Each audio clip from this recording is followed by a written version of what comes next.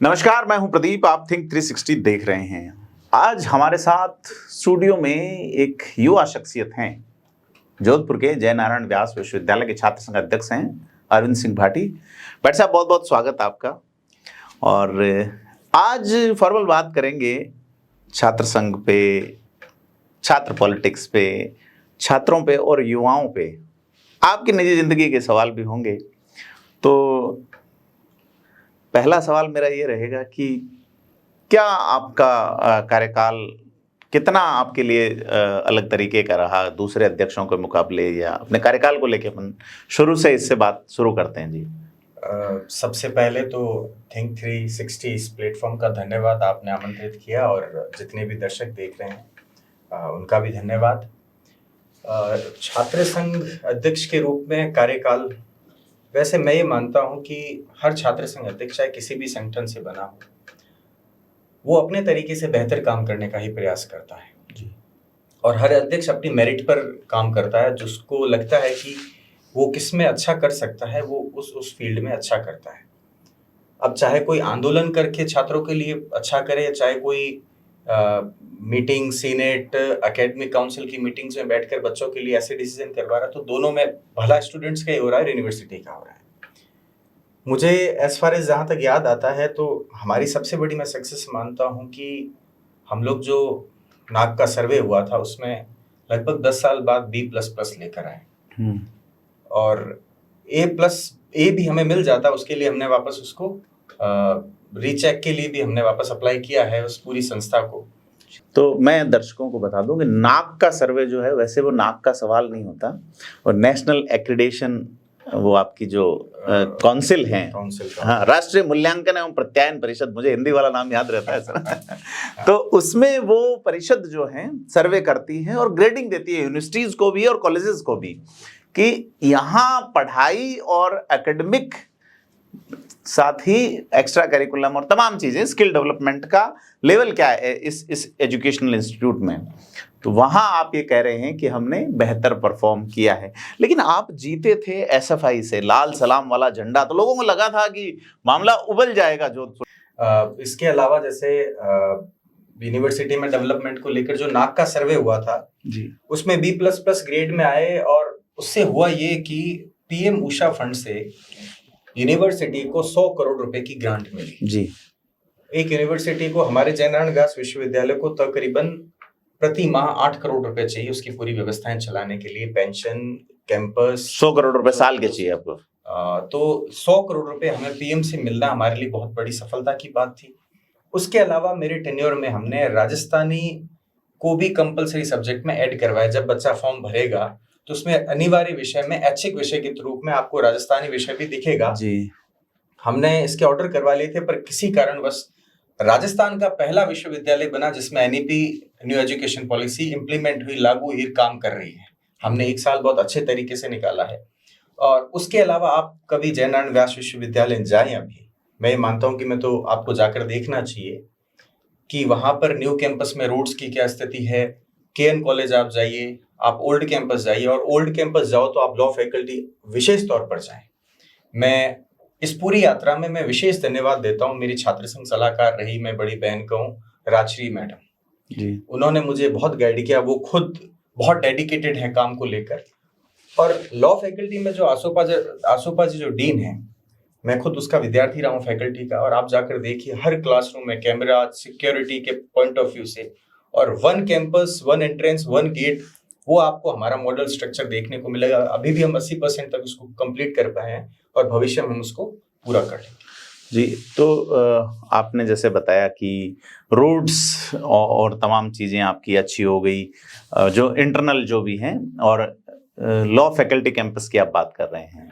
क्या पहले और अब के मुकाबले में एग्जैक्ट क्या बदला है, साधारण शब्दों में बताएं तो? वैसे एक नेसेसरी इंफ्रास्ट्रक्चर उसको वापस हमने ठीक किया। जो चीजें टूटी फूटी थी, जो मरम्मत चाह रही थी, 40 साल से एक बिल्डिंग का एक प्रीमिसेस एक हिस्सा बंद था, उसको 40 साल बाद अभी 1 साल भर पहले खोला गया जी। आसोपा जी जो हमारे डीन सर हैं, वो हम लोग बैठे और प्रयास किया, और पूरी साफ सफाई करके उसमें जितना भी कचरा मलबा था उसको हमने बाहर निकाला, और उसके अंदर हमने गैलरी बनाई, वहां पर लाइब्रेरी स्टैब्लिश की। तो आप कोशिश करते हैं 2-3 नहीं तो उससे पहले भी खूब लोग आए किया जी। और परंतु किसी से शिकायत नहीं है। उन्होंने बहुत अच्छा काम किया अपने तरीके से, जिनके दिमाग में, जिनकी सोच में, जिनकी समझ में जो काम बैठा उन्होंने किया। और अभी भी मैं मानता हूं कि मैंने कोई इतना विशेषतम शायद नहीं किया होगा, मेरी भी खूब कमियां रही होगी। जी जी। आप जैसे बता रहे हैं कि आपने बदलाव किए, वहां पे जोधपुर में किस्सा चलता है कि अशोक उद्यान वहां बना, अशोक गहलोत जी ने बनाया, तो फिर कहा कि अपने नाम पे कैसे बना सकते हैं अशोक उद्यान, तो उन्होंने कहा कि सम्राट अशोक के नाम पे है।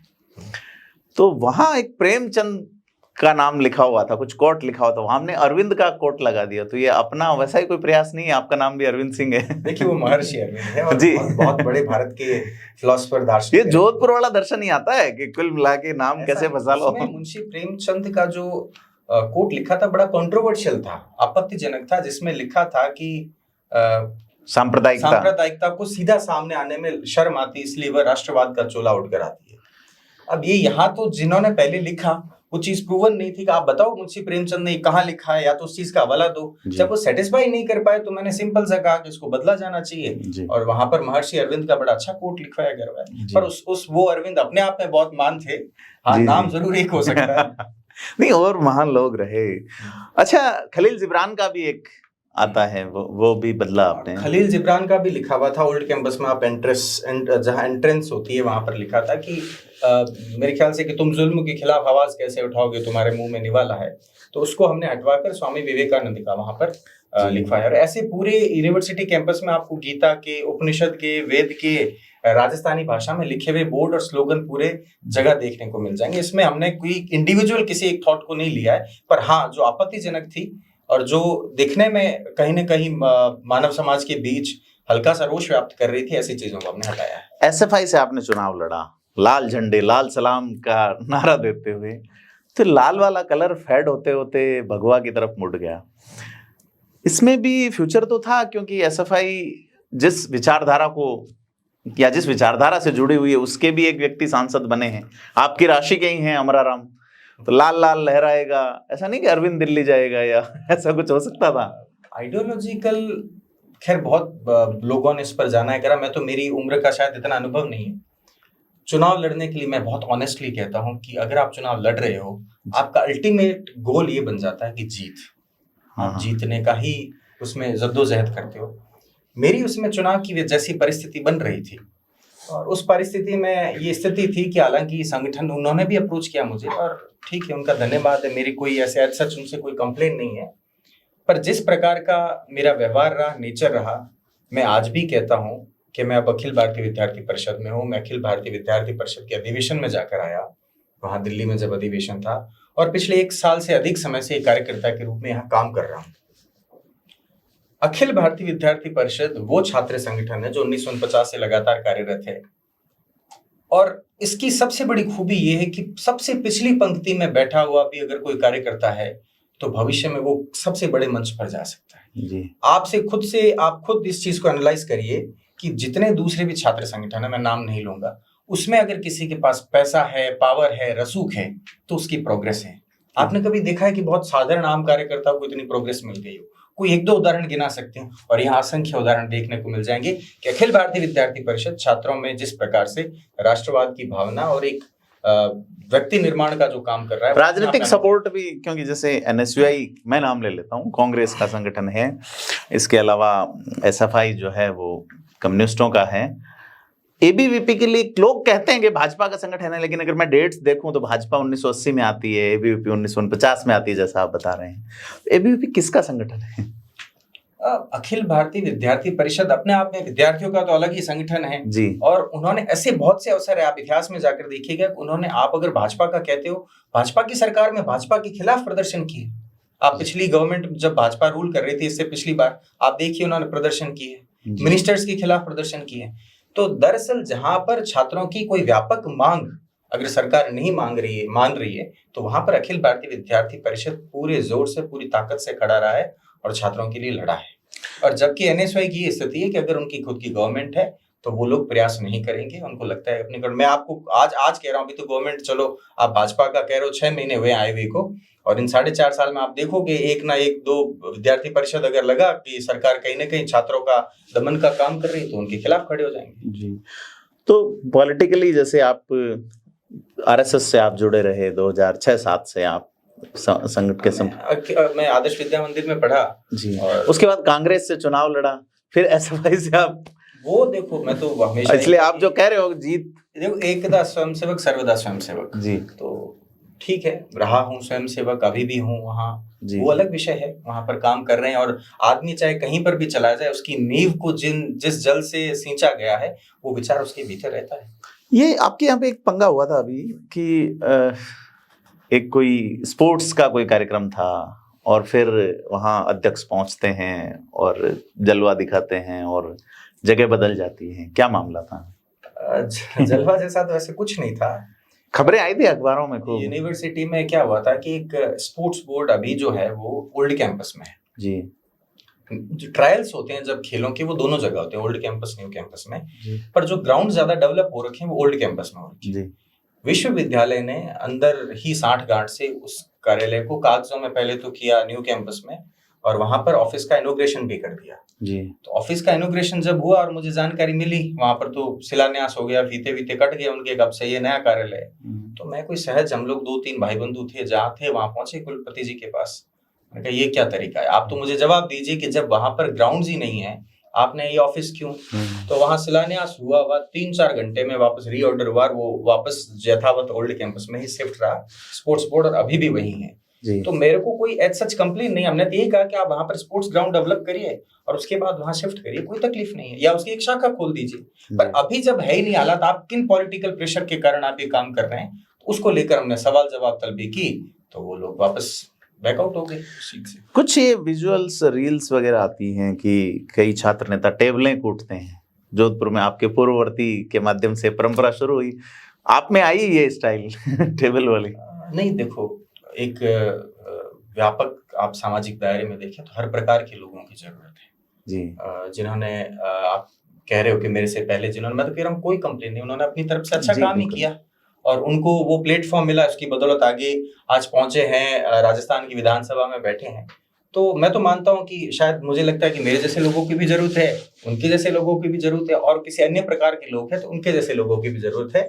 सामाजिक व्यवस्था सारे एक जैसे लोगों से नहीं चल सकती है, सब में भिन्नता होती है और सब अपने तरीके से काम करते हैं। अरविंद जी, आप लोग साथ पढ़ते थे, शायद एक क्लास में थे, रविंद्र सिंह भाटी और आप? हाँ, हम लोग एक ही क्लास में थे। 4 लोग, आप 4 लोग एक साथ अध्यक्ष बने थे, मतलब एक एक करके, शायद मुझे याद है। बॉम सिंह खारा, कुणाल सिंह भाटी, रविंद्र सिंह भाटी और अरविंद सिंह भाटी। तो आप रविंद्र सिंह भाटी से बाद में बने थे, जस्ट रविंद्र सिंह भाटी आपसे सीनियर हैं अध्यक्ष के नाते। बिल्कुल। उम्र में आपसे बड़े हैं छोटे हैं? उम्र में जो उनकी डॉक्यूमेंट लीगली लिखी है उसी को कंसीडर किया जाना चाहिए जी। लीगली डॉक्यूमेंट में जो कंसीडर है, मैं उस हिसाब से उम्र में बड़ा हूँ, और हम लोग जैसे साथ रहे हैं हॉस्टल में 10 साल जी। रहे, खूब अच्छा वो समय रहा कि नादानियों से होते हुए एक समझदारी, एक मैच्योरिटी तक का सफर बड़ा शानदार रहा, चल रहा है आगे। मेरे ख्याल से कोई ज्यादा खास फर्क नहीं है उम्र में। मुझे जब पहले का जहां तक याद आता है कि उम्र में मुझसे कुछ महीने उम्र में जरूर छोटे हैं, और एज सच एज वो जो 26 साल कहते हैं तो 26 से 27 हो सकते हैं, कोई इतने बड़े नहीं है कि जितने उन पर एलिगेशन। नहीं, मैं ये आपकी उम्र जानना चाह रहा था। आप अगर लड़की होती है तो नहीं पूछता, लेकिन आपकी मेरा 28 रन कंप्लीट हो चुके हैं, 29 रनिंग है, तो वो भी 27-28 तक करीबन 27-28 के जी। बड़ा कंट्रोवर्सी का इश्यू बनता है।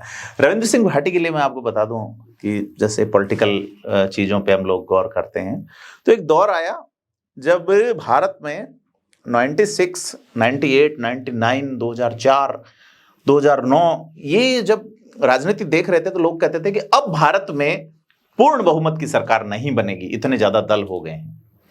और अभी का जो दौर आया बाद में 2000 के बाद का, उसके बाद जब ये है कि अब जो पॉलिटिक्स में अगर आप किसी दल के साथ हैं तो ही सक्सेस हो सकेंगे। खास करके मारवाड़ का जो इलाका है, आपका जो जैसलमेर वाला इलाका है, वहां तो ये था कि निर्दलीय बाड़मेर वाले इलाके में।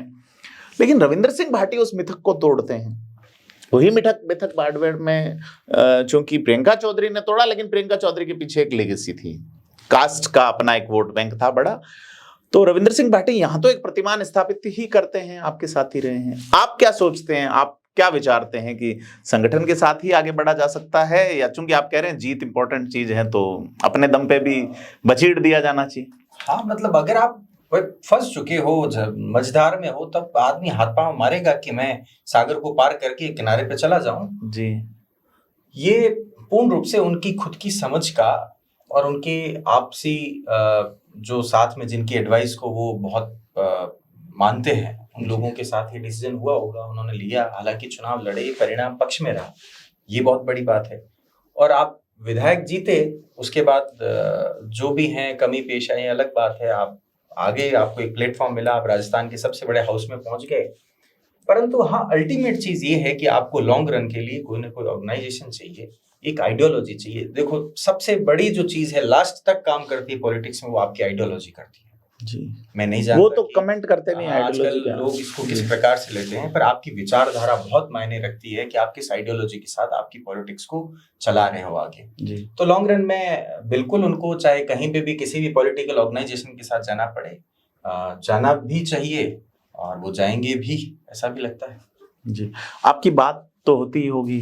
हाँ, बिल्कुल होती है। हम पॉलिटिकली नहीं, क्योंकि सोशल मीडिया पे ये देखते हैं कि संवाद में क्या है कि मैं कह रहा हूँ सोशल मीडिया के वीर हैं। मैं अक्सर एक चीज कहता हूँ कि उनको भगवान ने उनकी म्यान में 2 अंगूठे दिए हैं और पराक्रम कौशल दिखाने के लिए मोबाइल की 6.5 इंच की स्क्रीन दी है। तो यहाँ पर वो अद्भुत पराक्रम कौशल दिखाते हैं और इससे उनको मिलता है आनंद। तो वो ये नहीं सोचते हैं कि किसी के लिए हम क्या लिख रहे हैं, मतलब बगैर कोई जाने पहचाने, कुछ पता नहीं है, कोई रिसर्च नहीं। अभी जोधपुर का किस्सा देखिए, जैसे आप एक वो किस्सा देखिए अभी बाबा जी वाला जी। तो मतलब कहाँ जा रही है मानवता? हम लोग किसी के मजे ले रहे हैं तो हम भी उसमें शामिल हो रहे हैं, भीड़ का हिस्सा बन करके। हम आगे वाले की मनोस्थिति नहीं समझ रहे हैं। तो वही बात है कि राजनीतिक रूप से भाई मेरे रविंद्र सिंह के रास्ते अलग है, मैं मेरे संगठन के साथ निष्ठा से काम कर रहा हूँ जी, और रविंद्र सिंह अपने तरीके से काम कर रहे हैं, पर संबंध तो है ही है। हम लोग साथ पढ़े हैं, हमारा किशोरावस्था से लेकर अब तक का सफर साथ बीता है। तो ऐसे तो कोई नाराजगी हो नहीं सकती। बहुत से लोग हैं बड़ी व्यापक राजनीति में आगे, और प्रभु करे वो और खूब तरक्की करे, आगे बढ़े जी। क्या आपने इलेक्शन देखा इस बार गजेंद्र सिंह शेखावत के साथ चुनाव प्रचार में आप देखेंगे? उससे पहले भी विधानसभा चुनाव में भी हमने देखा कि आप चुनाव में खासा सक्रिय थे। छात्र राजनीति से मेन स्ट्रीम राजनीति की ओर जाने का मानस कितना टाइम मानते हैं, क्योंकि आपसे छोटे हैं फिर भी विधायक बन गए? आपको लगता नहीं कि अपने को भी?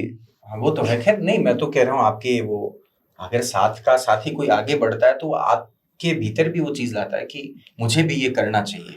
प्रेरणा मिलती है, ज्वेलसी होती है। ऑफ कोर्स की बात है कि प्रेरणा ही मिलेगी जी। कि जो व्यक्ति जिसने, मैंने तो उनको उस स्थिति से देखा है जहां उनको राजनीति से कोई र से भी लेना देना नहीं था, उसका एक शब्द का एक छोटा सा अंश है उससे भी लेना देना नहीं था, और ठीक 3-4 साल में इतना ट्रांसफॉर्मेशन होते होते वो आदमी राजनीति की धारा में होते हुए हाउस तक पहुंच जाते हैं। बहुत बड़ी बात है, और संपूर्ण राजस्थान और इवन परफॉर्म करते हैं, भारत में तक एक नाम कमाते हैं, तो ये बहुत बड़ी बात है। तो निसंदेह वो प्रेरणा के पात्र हैं, ये बिल्कुल उसमें कोई अतिशयोक्ति नहीं है। और अगर कोई जलन कर रहा है तो उनका निजी विषय हो सकता है जी। नहीं, एक कास्ट एक इम्पोर्टेंट फैक्टर आता है कि छात्र नेता, फिर दूसरी यूनिवर्सिटीज के भी हम देखे हैं, कभी उनसे भी बात करेंगे तो जाति वाले इशू पे आ जाते हैं। रविंद्र सिंह के साथ वो चीज लगी नहीं कि भाई एक कास्ट पे ही निर्भर, क्यों निर्भर रहेंगे तो आप जीत भी नहीं सकते, वहां ये स्थिति है। तो इसको क्या देखते हैं कि आप जब स्टूडेंट पॉलिटिशियन के नाते वहां होते हैं तो सभी जाति वर्ग वहां नहीं होता, वहां विचारधारा काम करती है और कि कौन हमारे लिए लड़ सकता है वो की जाए, लेकिन मेन चुनाव में आते आते क्यों बदल जाती चीजें? आपका वैसे बहुत अच्छा प्रश्न है। इसको लेकर एक हमारे खास तौर से जो इस जनरेशन को सोचना पड़ेगा कि वो नेता से एक्सपेक्ट क्या करती है कि वो हमारे सोशल जो प्रोग्राम्स होते हैं उसमें इतना ही इन्वॉल्व हो। आपने उसको पॉलिटिशियन बनाया है जी। भाई समाज में एक सामाजिक संगठन काम करते हैं और राजनीतिक संगठन अपने आप में बहुत अलग हो गए। तो जो राजनीतिक संगठन में काम कर रहा है, आप उसको जबरन एक सामाजिक दायरे का ठप्पा लगाकर उसमें मत घसीटो, उसको वहां काम करने दो, चाहे किसी भी जाति बिरादरी का आदमी। ठीक है, जहां कभी सामाजिक रूप से आवश्यकता हो आपको, वो आपके लिए वहां खड़ा मिलेगा आपको। अब सामाजिक जो संगठनों में काम करते हैं वो सामाजिक रूप से कामकाज देखेंगे, चाहे किसी भी समाज के लोग हों। वो पॉलिटिकल इंटरफेयर नहीं करें तो ठीक है। ये जब तक चीजें हम लोग डिवाइड करके और इनके चीजें तय नहीं करेंगे सामाजिक रूप से, तब तक ये जो क्लेश है ये फैलता रहेगा। रविंद्र सिंह के बाद भी आपने जो बात कही बड़ी ठीक है, अच्छी, कि उनके साथ इतने लोगों का सपोर्ट मिला, इसीलिए वो लोकसभा चुनाव में भी 5,80,85,000 के करीब मत लेकर आए और विधानसभा चुनाव जीते। तो वही बात है कि अगर जो उनके समर्थक हैं, जो उनसे एक्सपेक्टेशंस रखते हैं, तो कम से कम उनको उनसे ये समझ रखनी चाहिए कि एक नेता है वो सर्वमान्य नेता होना चाहिए, उस पर आप किसी का टैग या वो ठप्पा मत लगवाइए। जी। छात्र राजनीति वाला एक सवाल मेरा रह गया था कि छात्र राजनीति में मुकदमे बहुत होते हैं, आप पे कोई केस मुकदमा? मेरे पे कोई मुकदमा, या आप बचते रहे या मतलब? सवाल ही नहीं बचना। देखो, मैं ये सोचता हूँ कि मैं आज तक कुलपति के कार्यालय में या रजिस्ट्रार के कार्यालय में जिस मांग को लेकर गया बैठा हूँ, उस पर हम कोई कंक्लूजन निकाल के डिसीजन लेकर ही बाहर निकलते थे। देखो, मेरा तरीका पता है, मैं वहां जाता हूँ, वीसी साहब ने मना किया, मैं 5-6 घंटे वहां बैठा रहूंगा। 5-6 घंटे लूंगा नहीं, वीसी साहब को करना पड़ेगा, वीसी साहब थोड़ी देर समझाएंगे, करेंगे, नहीं लूंगा। मैं अकेला हूँ, पर्याप्त हूँ, मुझे 25,000 छात्रों ने अपना प्रतिनिधित्व चुन लिया है, मैं उनको क्यों परेशान करूँ बार बार? जी, मैं अपने तरीके से प्रयास करूंगा और सारे ऑर्डर लेकर निकला हूँ, जो काम करवाने थे, जो चीजें थी। पुलिस वालों को लगा होगा यार कि ये तो आया ही नहीं बंदा पकड़ में, ऐसा लगता नहीं आपको? नहीं, तो पुलिस वालों का अलग तरीका, देखो उनका, कोई कईयों ने धन्यवाद भी दिया, अच्छा बात है, परेशान नहीं हुए।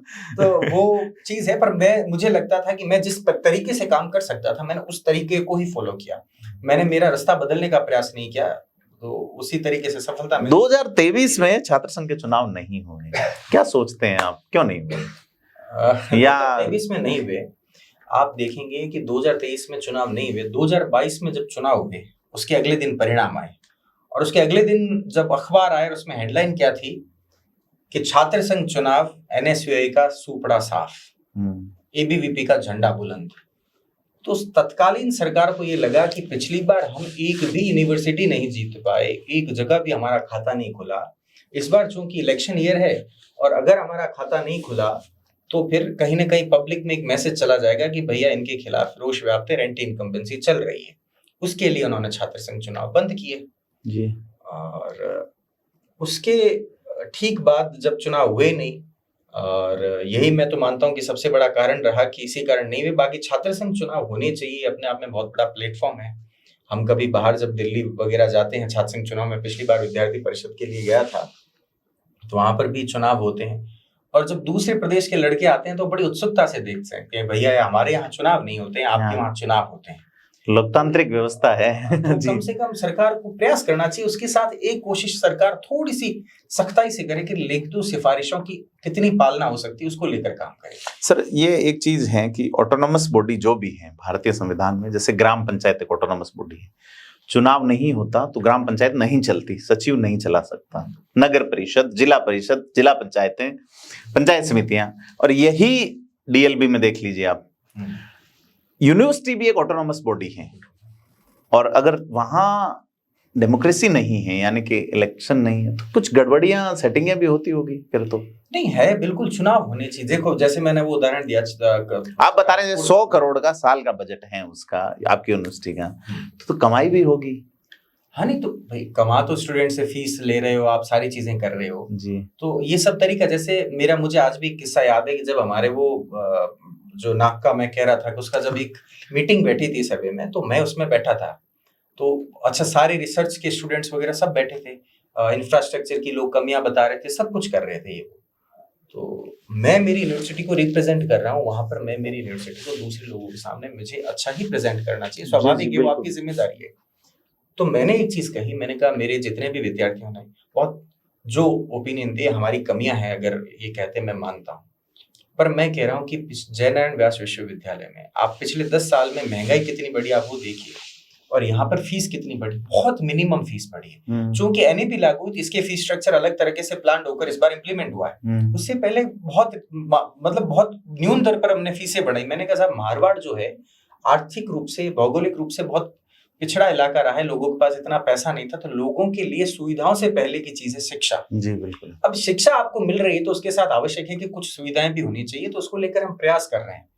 परंतु सिर्फ सुविधाओं पर फोकस्ड होकर अगर हम शिक्षा की गुणवत्ता गिरा दें तो वो संभव नहीं। हमारे दोनों ओर प्रयास चल रहे हैं और इसको लेकर उन्होंने इस चीज को बड़ा अच्छे से माना और पिछले कई सालों के जो फीस चेंजेस के ऑर्डर्स मंगवाए और कहा और सबके बीच बात रखी।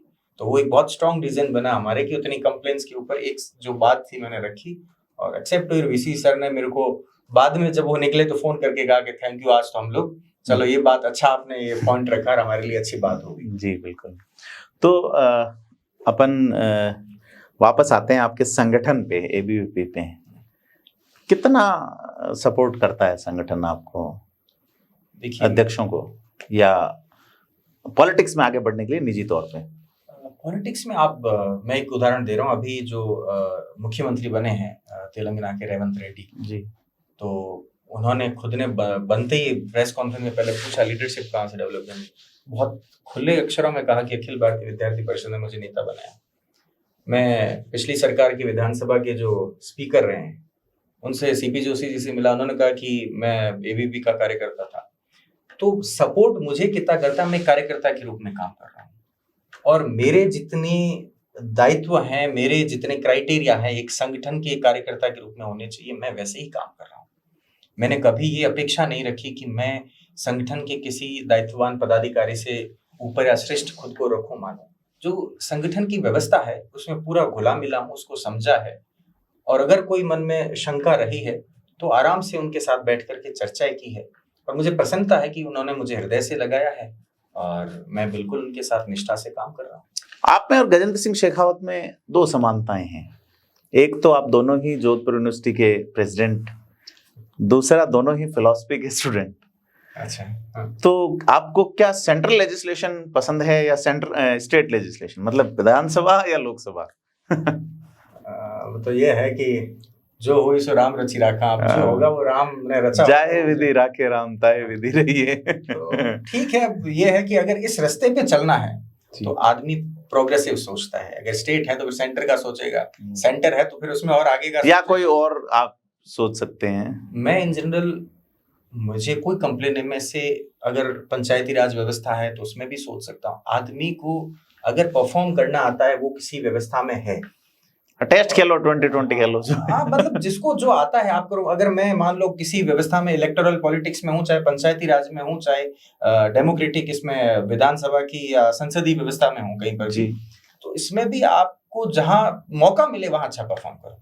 ये जरूरी नहीं कि आपने तय कर लिया है कि भाई आप जैसे वो एग्जांपल दे रहे थे कि भाई मेरा डेब्यू अगर ऑस्ट्रेलिया के सामने होगा तो ही खेलूंगा, मैं तो जिम्बाब्वे के सामने नहीं खेलूंगा। ऐसा नहीं होना चाहिए। आप ग्रोथ कैसे भी कर सकते हो, आपकी परफॉर्मेंस कैसे भी हो सकती हो, आपकी एबिलिटी पे डिपेंड करता है। आपके चुनाव में वैभव गहलोत की भूमिका रही थी, सुना प्रचार में पहले? 100% रही थी, 100%। तो उसके बाद वो इस बार चुनाव हार गए, तो कैसा लगा आपको एक युवा नेता होते प्रदेश में? देखो वैभव जी से मेरा कोई इतना खास वास्ता नहीं रहा, पर मेरे चुनाव से पहले जरूर उनसे एक दो बार जब मिलना करना हुआ तो मेरे ख्याल से मुझे वो एक पॉलिटिशियन को जैसा होना चाहिए वैसे वो लगे नहीं। आदमी कोई जाए तो 6 फुट दूर खड़ा रहो, पता नहीं सीधे सरल आदमी। या कोरोना में का खत्म हुए बहुत समय हो गया और ऐसे लोगों से दूर खड़े रहना शुरू कर दिया तो जनता का भी दूर कर दी। और वही हो रहा है उनके साथ पिछले 2 चुनाव से। आप जोधपुर लोकसभा से चुनाव लड़े, उनको ईमानदारी से पूछिएगा कि आप चुनाव हारने के बाद कभी एक दिन भी क्षेत्र में आप एक गांव ढाणी तक पहुंचे हो क्या वापस? आप कोई जिला स्तर पर कार्यक्रम में जोधपुर आगे, आसपास के किसी बड़े कस्बे में आगे, उसके अलावा आप कहीं नहीं पहुंचे हो। आपका पब्लिक कनेक्शन जालोर तो वो जा रहे हैं, मतलब 1-2 बार चले गए उसके बाद, चुनाव के बाद। तो जब जागो तभी सवेरा, आखिर करना तो उनको पता यही करना है जी। तो बिजनेसमैन मैं हूँ, उसके अलावा मेरे को पॉलिटिक्स ही करनी है। तो पॉलिटिक्स जब करनी है तो क्यों ना ढंग से तरीके से करूं।